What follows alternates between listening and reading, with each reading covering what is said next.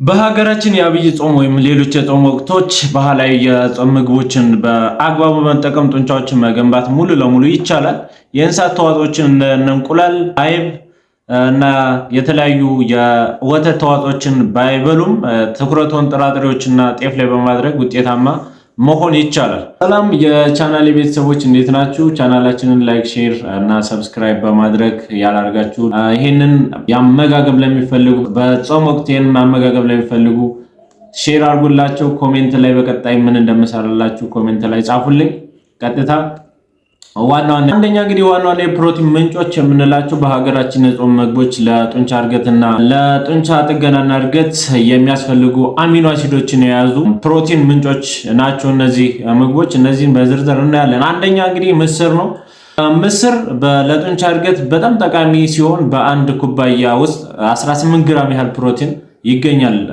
ሌላው ሽምብራ ነው። ሽምብራ ከፍተኛ ፕሮቲን በአንድ ኩባያ 15 ግራም እና ፋይበር ስላለው ቀጣይነት ያለው ጉልበት ይሰጣል።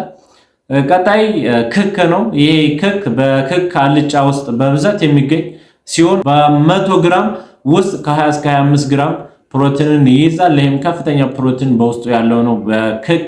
ሌላው ባቄላ ነው። እንግዲህ ባቄላ ለሽሮ ወይም ለቆሎ ለአሹቅ የሚያገለግል ሲሆን በጣም ጥሩ የፕሮቲን አማራጭ ያለው ነው። ይሄንን መጠቀም ዋና የፕሮቲን ምንጮችን ከነዚህ ምግቦች ማግኘት ይቻላል። ሌላው እንግዲህ ሁለተኛ ላይ የጤፍ እንጀራ አስፈላጊነት ነው። እንግዲህ አብዛኞቻችን የጤፍ እንጀራ ለጡንቻ ግንባታ አስተዋጽኦ የለውም ብለን ልናስብ እንችላለን። የጤፍ እንጀራ እንግዲህ ከፍተኛ የሆነ አስተዋጽኦ ያደርጋል። ጤፍ በኢትዮጵያ አመጋገብ መሰረት ስፖርተኞች ተመራጭ ጥራጥሬ ነው። ይህም የፕሮቲን ይዘት 11% ያህል ፕሮቲን ያለው ሲሆን በሌሎች ጥራጥሬዎች ውስጥ የሚገኘውን ላይሲን የተባለ አሚኖ አሲድን ይዟል። እንግዲህ ጤፍ እንጀራ ሌላው ውስብስብ ካርቦሃይድሬት ኮምፕሌክስ ካርብስ የምንለው 80% ያህል ውስብስብ ካርቦሃይድሬት ስላለው ለከባድ ስፖርታዊ እንቅስቃሴ የሚሆን ኃይል ይሰጣል። እንግዲህ በእንጀራ ውስጥ ያለ ነው። ሌላው ብረትና ማዕድን አለው በውስጡ አይረን የምንለው ነው። ብረት የምንለው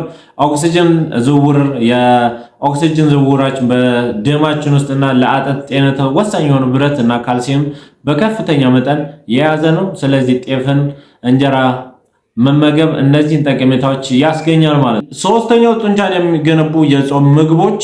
በጾም ወቅት እንግዲህ እነዚህ ምግቦች አንድ ላይ አቀናጅቶ መመገብ አስፈላጊ ነው። አንደኛ ሽሮ ወጥ ነው። ሽሮ ወጥ የሽምብራ ወይም የባቄላ ዱቄት እና አንድ ላይ በርበሬ በማድረግ የሚሰራ ነው። ዋና ንጥረ ነገሮች እነዚህ ናቸው የሚገቡት።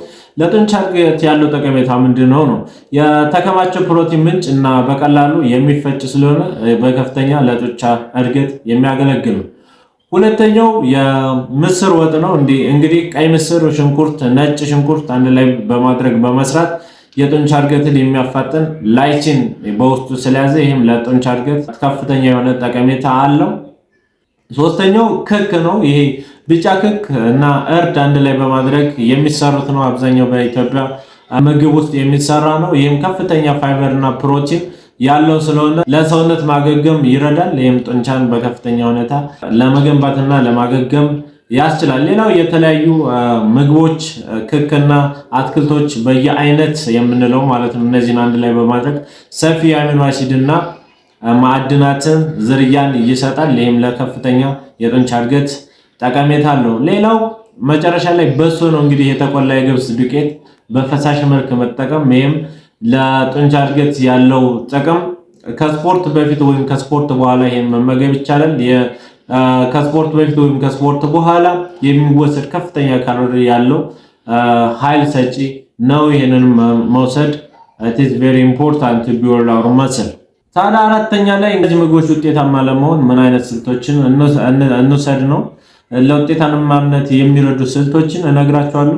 ለምሳሌ የካሎሪ መጠን በመጨመር ካሎሪያችን በመጨመር የጡንቻን ለመገንባት ተጨማሪ ኃይል ያስፈልጋል።